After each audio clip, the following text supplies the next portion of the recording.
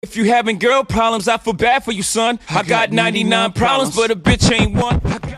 Hi everybody, this is Randa. Welcome to my review for Tyler Perry's The Have and the Have-Nots episode 4. Okay, first scene.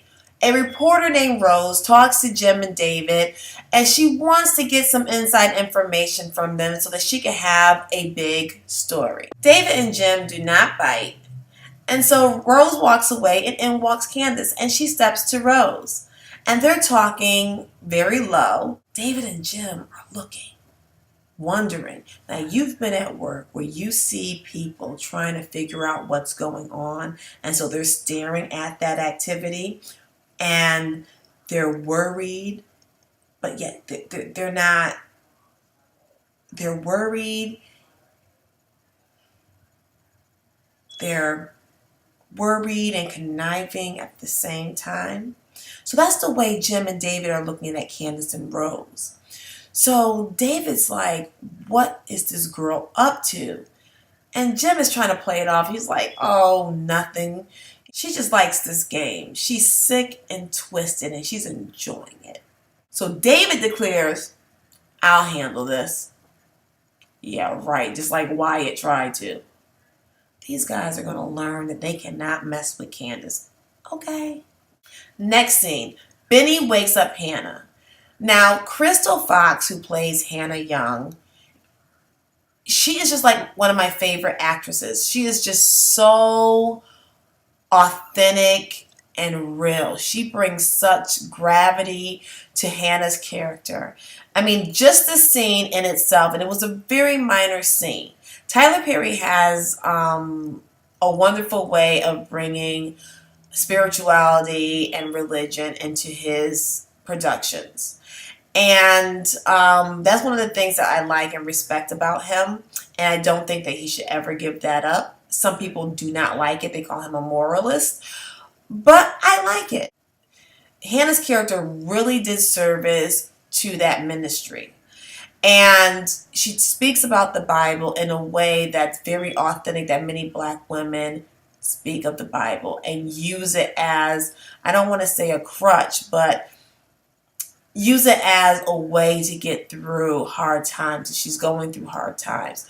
And in that scene with her and Benny talking about the bills and talking about religion, just her movements in the bed, if you turn down the sound and just watch her, she's bad. Love her. And there was nothing big about the scene. It was just the way that she carried herself. Crystal. Now in this scene, we see that Benny is atypical of a lot of kids, no matter what religion. When parents bring you up in a particular religious dogma, many times kids buck against that particular religious thought. And we see this happening with Benny. So I think this is going to become a rift between him and Hannah, possibly later. Hannah also mentions a young girl in the church that had a crush on Benny. And Benny was not interested in the little brace face girl. And so Hannah's like, she doesn't look like that anymore. Hopefully that was a little insight into a little love interest for Benny later. Cutest line of the night, Hannah says, 50 is the new 30. Go, Hannah. Next scene, Veronica and Catherine talk about the possibility of Jim running for office. Catherine is not really interested in it. So Veronica starts to snoop because she knows her friend. And a couple of years ago, she would have been 120% into Jim running for office. So Veronica's wondering what's going on. And Catherine is just shrugging it off. And she's like, nothing. Veronica's like, girl, I know you. Something is up. So Catherine just asked her to let it go. And finally she says that, family secrets come out when people run for office. And she's just not into that. Next scene. Candace is in Jim's office, sitting in his chair, twirling about, luxuriating. Okay, that's a Wendy Williams term. Luxuriating. Oh, you can tell this little girl has daddy issues and she's just really fantasizing about this life in this chair. So in walks David. She thinks it's Jim, and when she sees it's David, she starts to flirt with him. David is not having it. He has a wall, the wall of China, between her and him. And he's being very professional, very standoffish. And he's like, this transaction is about to go down. And you're going to leave my client alone. And she's like, client? Well, okay. And she says that, okay, this transaction is going to be in the form of a scholarship. Your monies will be allocated in such and such and such and such. And you're going to leave every single last person in Jim's family alone, including Jim. She's like, my friend Amanda, no names. She's like, my friend Amanda, I'm not willing to give her up because she gives up the goods.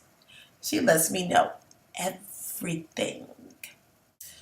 Jim is like, you're going to sign this confidentiality agreement here, here, and here. And then you're going to leave. You're going to skedaddle. You're out of here. Ghost. We don't want to see ya. Bye-bye. Candace is like, I'm not going for no scholarship. $100,000 cash and my ride. That's it. Or I'm calling Rose. So then Candace tries to do something on the sneak tip.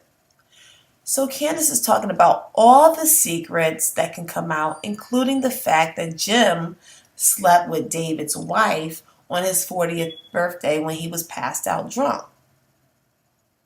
David's like, I don't drink, and Jim didn't know us when we were 40. Homegirl did not flinch. She was like, it was worth a try. That's funny. She just says something that was plausible, improbable. Candace. Next scene. Benny confronts Candace about the mortgage. The mortgage is for $50,000. Candace promises Benny within a day she's going to pay the whole mortgage off. Benny's like, how? So Candace elaborates, and in her elaboration, she sort of lies. She has daddy issues galore. You could tell that all she wants is love. So I think that in this lie, she's actually projecting what she really wants from a man. I met a rich guy, and he's really into me, and he's going to give me cold cash and a car. Benny's like, are you sure he's not just going to give you gifts? She's like, no, he's going to give me cash. Now, the stakes for this storyline become a little bit higher because if Candace does not get the money, Benny says that he's going to sell the truck. And we all know that Candace loves her brother. She does not want to see him sell out his dream for something that she can take care of. And she tells him if she sells that truck, she's selling his dream. He's selling his dream, and he's selling himself short. And she promises that she will come through. Now, the only thing I don't like about the Hannah, Benny, Candace storyline, it's atypical of a lot of single mothers where there's two different fathers. And so the mother gives preferential treatment to the child with the father that she loved the most. And I think that this storyline could have been the same without that. Maybe something's going to unfold later on. Maybe it's going to take a different twist or turn. But right now, that part really turns me off. Next scene. Jim and David meet. Jim wants to pay Candace off. They did it David's way. It didn't work. Now they're going to do it Jim's way. Just pay the girl and get rid of her. How are they going to hide taking $100,000 out of the bank? David offers up he's having some IRS problems. So that's perfect. Finally, David's thinking, is it just me? Or is David starting to look real scrumptious? It's me? No. He has that older, distinguished gentleman swagger. David wants Jim to promise that he will never do this again. So they started talking about extramarital affairs. And David's like, okay, fulfill your needs, just don't go to the gutter.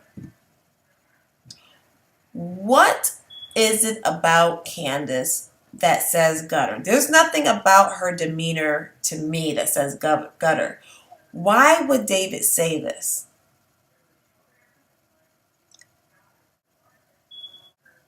David? Don't like that, David. Don't call my girl gutter.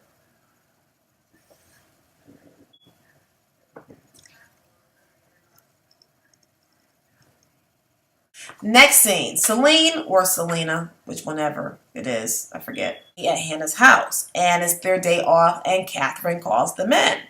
Just as they're about to leave, Hannah gets served with the papers for the foreclosure. Dun, dun, dun, dun. Now back at the ranch, Catherine, Veronica, Wyatt, Jeffrey, Amanda, Jim, and David meet. And just as Jim is about to make his announcement, here comes the doorbell.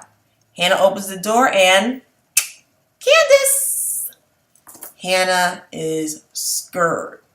So Candace comes in and people are wondering what she's doing there, except for Amanda, because Amanda's the one who invited her. I love Candace. So she says, getting a cab in this town is so hard. I definitely need a car. Hint, hint, hint. Remember our little deal?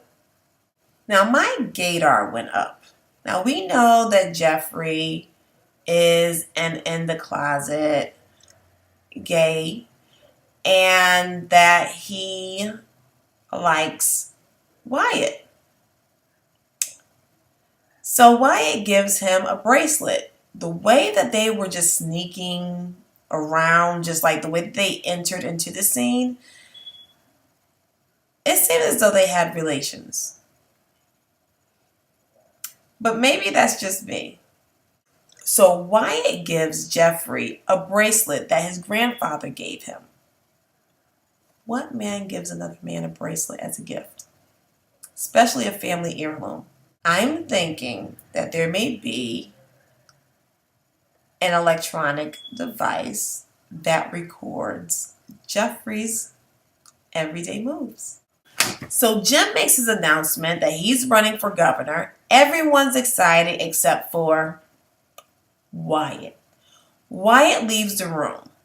And Jeffrey, of course, chases after him. And Jeffrey doesn't understand why Wyatt is so upset. Wyatt just breaks it down.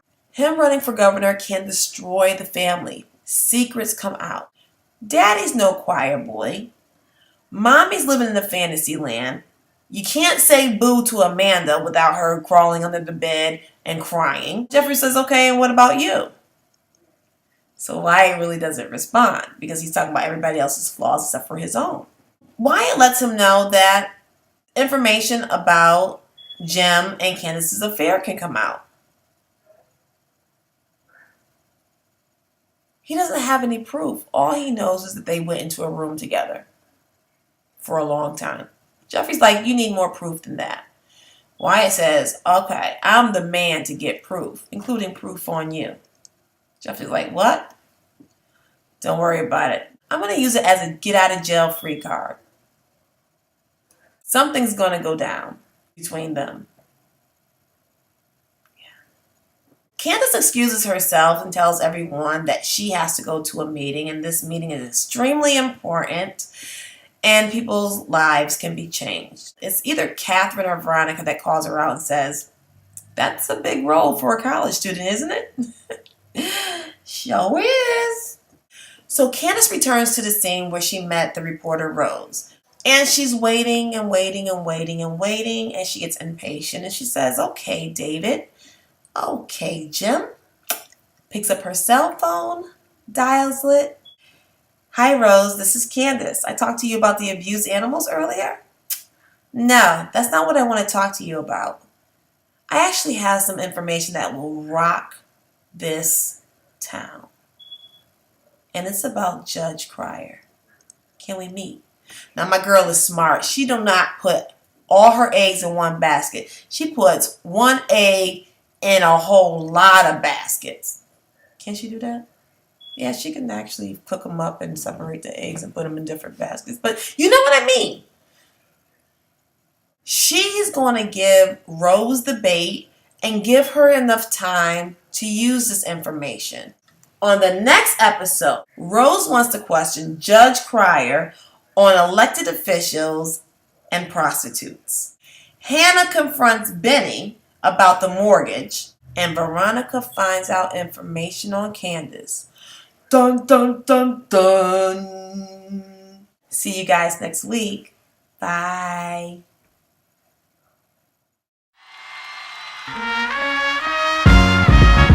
Thank you, far too kind. Can I get an encore? Do you want more? Cook and roll.